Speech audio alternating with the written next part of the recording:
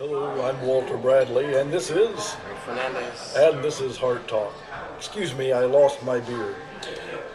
Anybody finds it, let me know. I have something to say, Greg. You know, all of us who bring forth truth have times that we may sense or see that things are happening around us. It's happened to me before, as I've said. I want to give you something. Okay. I got a little document here. You see this? Piece of paper. Yeah. Okay. Go put it up to the camera there. Put it close. Get it to where maybe they can read it now. Or could they read my writing? I don't know. I had trouble reading it. But I got most of it. Okay. That's why we're going to ask you That's why I'm going to read it. out loud. He asked me to read this. I went, oh, okay. It said, I have not considered, nor will I consider, suicide as a means of handling my problems or situations now or ever. Why is that? Because I don't believe in it. It's not part of the Torah. If it happened, please be aware they will have used the handbook. We'll explain that. Brad Woodruff, 8/13/2013. I certify this as truth by Yahweh, or Yahweh, and the Lamb. And I went to Buster Holmes for food, red beans and rice, when I ran away at 14 years old. And I ate there. Nobody else knows that. But now all of you in here, this certifies this to be real, and it is real. So make sure you cover this really well and have copies. Otherwise, they'll get rid of it, if they ever get rid of it, and they'll try to get rid of you and them. I'll guard this with my life, and I hope that we never have to use it. I hope this never has Even if they to do be brought up. even if they do get to me, then you know what to do. There are other things that I shall share with you that will be of great consternation. Sure. Well, yeah, everybody's going, so it's all about what we do here, right? So let's do something good. Well, it's about truth, and when it comes to truth, some people don't like truth. Truth hurts. And It hurts. when you don't want the truth to be known, as they say, when truth hurts, let it be those who bring it that hurt. It's what they Truth is say. not pretty sometimes, you know. And truth isn't a pretty thing for the United States government now. For anyone. But the CIA has gotten through the media what they achieved. That most of the media is a lie or fluff and dandy. And you look at it, they're right. The father told him, he said, when they were caught at that point and the Egyptians were coming upon them, he stood between them at night in darkness and by a flame of fire when it was day, and he kept them apart. And by a flame of fire also. But the thing about it is, he then parted the sea. A great wind came, but the sea separated and stood as walls beside them as they walked through on dry land. And they crossed. It was a huge crossing and a lot of people. And they got to the other side, and the Egyptians followed them. But after Israel had cleared and gotten through, the sea closed upon them and destroyed all the Egyptian army that had followed Israel. Now, what led Moses to go to the Pharaoh and in Charlton Heston speak say, "Let my people go"? That he was commanded by the Father to go back to Israel. Why? Because it had come that the Father said, I hear the cries of my people, and they're suffering under the bondage. And I am coming to release them from Egypt. I'm going to take them out of Egypt and take them to the land I promised. And that was what he did. So the land that Israel is now on was promised to them and given totally and only to them for their possession. So to the 12 tribes of Israel, they belong to them. And this is an eternal promise. This isn't just on this earth. Eventually, the new heaven and new earth will be established, and the city will come down and rest on that land. And it will be forever settled. And there will be no uncleanness. He will destroy all things. Nothing impure will touch it ever again. But leading up to that, after they got to that, they went to Horeb. Moses went up the mount to receive the 10 commandments. And the mountain was covered with smoke and fire. And nothing could touch it. Animal, man, beast, nothing. And they would say, if any animal does, you shoot the arrow, you kill it. Cast it out. So Moses went up for 40 days and 40 nights. And while he was up there, the Father himself wrote the law on the stones. And then when he was done, he said, up, go down. The people have corrupted themselves. Because while he was up there, they came to Aaron and said, hey, where's Moses? He's in the wilderness. He's been up the mountain. Probably dead, gone. We don't know where he's gone now, do you? Do you know when he's coming back? Or is he coming back? Do you know? Kind of sounds like Christ. Mm-hmm. Same thing. And it's about that very thing, too. It's the same principle we have. He went up, and it's a picture of the Father, the Son being in heaven, going after bringing them out of. Now, anyway. Yeah, it is. So, it's very similar. So think about it, and he's up there, and they say, well, where is he? You don't know. In fact, he might not ever come back. So I tell you what, we need to find out which God laid us out of here and got us out. What is it? And he said he gave them gold, and he made a calf. And the Father said, now you got to go back. They're corrupting themselves. And they were naked, they were dancing, they were playing, they were whoring, they were doing all kinds of evil. And that's a picture of the last days, by the way, which comes into the very things we were talking about in the marriage issue. So what happens? Well, he comes down and he sees it and he throws the law down, broken. Meaning we can't keep the law. There's no possible way we can come to the Father, stand before his mountain of holiness, and survive. And then he goes down and judgment corrupts, comes out. And then they said, who is for the Lord? Come over here. And a group did. They said, now go out and slay your brother who have done these things. Kill them all. And that's what they did. And they slaughtered them and killed many people that day. And then they took the golden calf, ground it up, threw it in the brook, and they drank the water. They destroyed it and threw it away. And it was a picture of the waters of salvation, purifying us from our false way of life. And in that, we are brought back to a relationship. And then we are re-given the law and the understanding to follow him.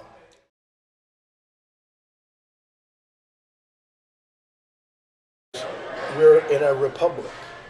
If anybody, a republic's representative, moves a bill in through Congress and brings it to the president for signature, it is open for scrutiny. That is the area they step into. It is stepping from the darkness into the light of public scrutiny. And I say that they must meet that. However, do they? Well, most bills don't even get read by any of the congressmen, so how does any light get on that? They don't read it. And one congressman said, how in the hell am I supposed to vote on something that I haven't even read and I haven't even questioned and I don't even know what's in it? Then they shouldn't vote and tell the people why. Tell the people well, why. That's the problem. They're not being honest. They're playing games. That could be the case. That could be the case. They're playing a lot of games. And we're not instead assuming that this is definitely true. We're saying based on information we see, just based on the fact that you have a document that is 800 pages, 1,000 pages, and you're told to read this in overnight. 24 Bring up your hours. book and show the book. This is ridiculous. This is what some bills come This to, is about this, and they're about and they're 8 by 11 or bigger maybe. And this is only 700 pages, which is a lot. And the thing is, if you get that a week before you're supposed to vote on it, whoa, you're going to have your staff read it and go through sections. I think the point is that there's no reason to have a bill that long. In our government classes, they were like 1 page, maybe a couple pages. There is the only reason that you would have it 800, 700 pages long is to purposely, delay the system, is to hold everything up. Or to hide something in the print. Something. Put something in the boilerplate. I mean, the only reason somebody would do that is for their own purposes, not for the betterment of the whole country or for the whole county. Because laws by nature should be simple and very clear. very clear. And the They thing should be about it very is, clear. And there's they're not. always, And there's a reason why they're not. and when you make a law about interstate transportation and saying the feds have the right if it's interstate and it's only states, states have the ultimate right over the Fed. The Fed is particularly supposed to, by the Constitution, the government, not the federals. The Fed is the Federal Reserve. The federal government, we're a republic. And they talk about federal, that'll be another story. But the reality is they are supposed to maintain an army, a navy, and sufficient resources given them through taxation to maintain an army, sufficient to protect our borders, to protect and to serve. Protect and serve doesn't mean to go into Afghanistan or chase the shadows, the Middle East, or to do any of those things. However, this government was established by the Father to do His will. Now, the people who are running the government are merely His tools, but they're doing evil, and He allows that. But we are, in that same vein, able to point to that and say, that's not the wise way. This is not the way. The way is by doing right. Yes, you must keep some things secret. This is nominally understood. But when you're working against the public good in secret, well, wait, that's another story. That means you're at war with us. Now, that's another story which is called treason and high treason.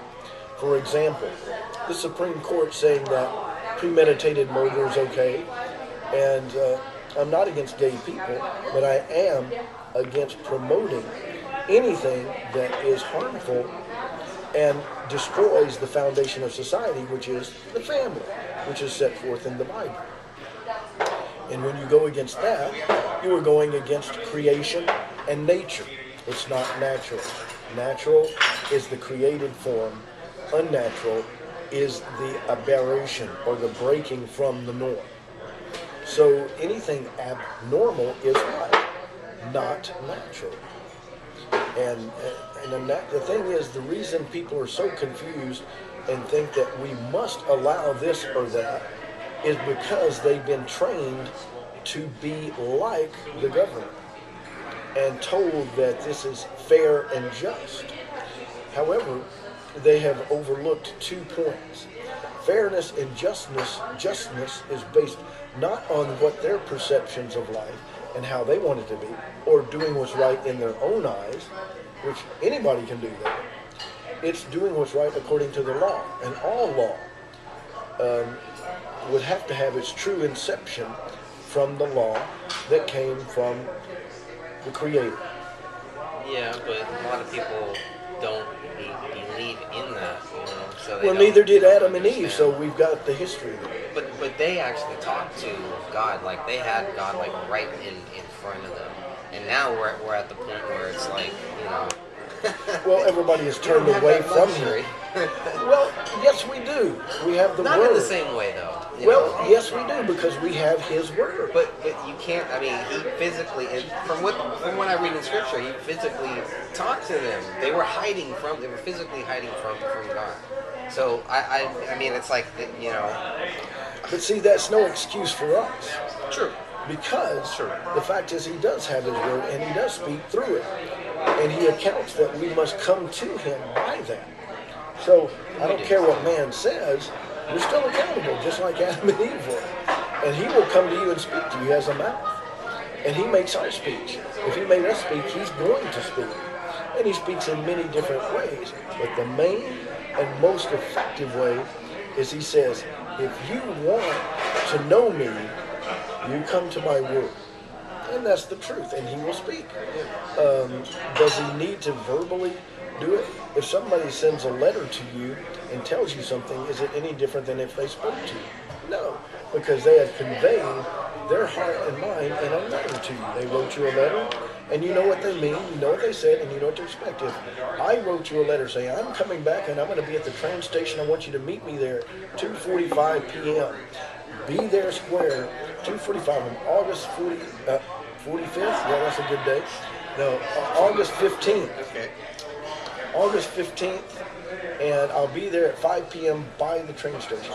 Would you believe that you should be at a train station in your city waiting for me at that time? Sure, but that's because I've had a previous relationship with you Ah. where I've seen you. And Oh, that's the difference. You can't do it. That's, You don't no.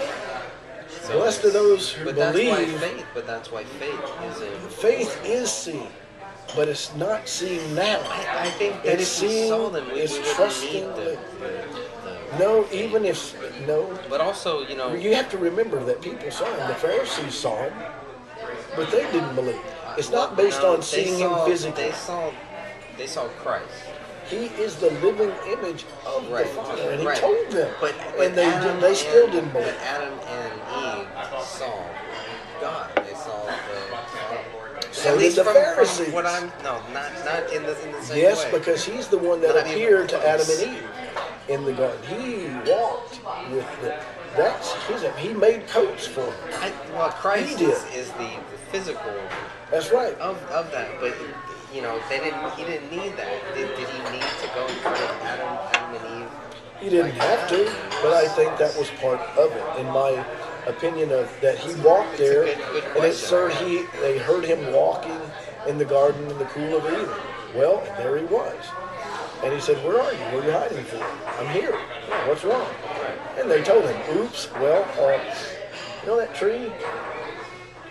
The woman gave it, and I did it." And so, the fact of the matter is, he's as physical and real as we are, more so. In fact, I saw a picture of the Earth from about 4 billion miles away. He fills all that space. He's there, as well as here. He's as present with each person as in this conversation. I listen to you, he's listening. Yeah. He knows you. He knows me. He knows everything about us. Every wrong thing you've done, or will do, or contemplate doing, he's already got it in his hand. And he can make you go one way or the other. What do you want? He goes, "No, I want Greg to do this. I want Brad to do this." There it is. It will be. And it's "My much counsel easier will when stand." you just let him lead you. It's a lot easier. The road is, you know, a little more calmer, a little more smooth. Well, When you fight against it, yeah. The thing that's is, when trouble. the thing is, yeah, when you fight against him, it's bad, and when you follow him, it can be equally as bad. But you're in his will, which is a lot better. You don't really notice how bad it is because you're walking with him. He has your hand. Right. You know, He will guide you through the sorrow and the valleys. Yeah. They're still going to be there. You're Oh, yeah. still going to experience pain and suffering. And it's for his good and for you to be conformed to him. Because he went through it. He said, if I went through it, guess what? You will too. So it's true. But let's get back to our subject.